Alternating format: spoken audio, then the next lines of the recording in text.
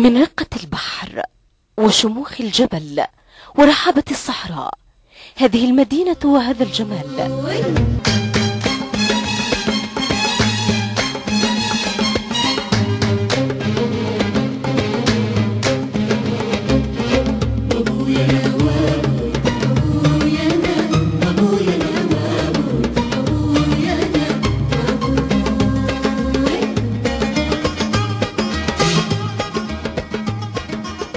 عدن شواطئها ذهب ولآلئ، ونوافذها تعزل أشعة الشمس، فلا تدخل ريح إلا هبات النسيم العليل. ومن كريتر إلى جولدمور إلى الشيخ عثمان، من المعلى إلى البريقة والتواهي، إلى حيث خلاصة العالم وأيقونة التاريخ وأغنية المهد، لوحة فنية لم يطمثها من قبل شاعر ولا فنان.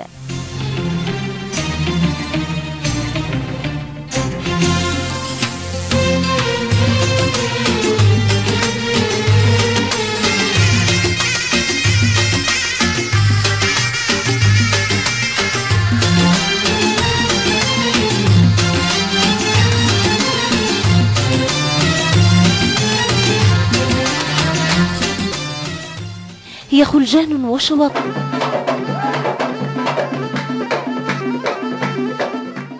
ترتص بيوتها كسطر، كما لو أنها تؤدي طقوس ضيافة ومراسيم استقبال يومية.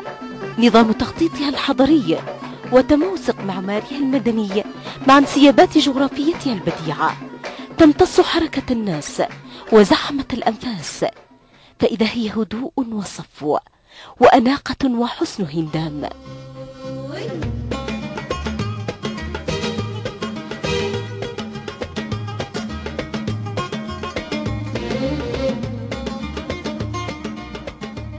إنها سياحة بامتياز تحالف فيها التاريخ والجغرافيا، فكانت هذه الصدفة الأرضية. عدن تغفو بين يدي جبل وحضن بحر، والزائر لهذه المدينة يجد فيها بغيته السياحية ومشتهاه الروحي والوجداني. خدمات راقية ومتوافرة في كل تفاصيل المدينة، شاليهات رائعة وفنادق متنوعة من مختلف الدرجات والمستويات السياحية، ومطاعم سياحية وشعبية تقدم ألذ الوجبات وأخلدها مذاقا، ووسائل نقل تربط المدينة مع بعضها، وحدائق غنى ومتنزهات ومتنفسات وخدمات واتصالات وإنترنت. تحف معمارية تناهز آلاف الأعوام، وما زالت تحتفظ ببريقها الأول وسحرها القديم. عدن موسم يومي للسياحة، وامتداد غامر للفرح، ودهشة ترافق زائرها مع وعد بالعودة والمتعة.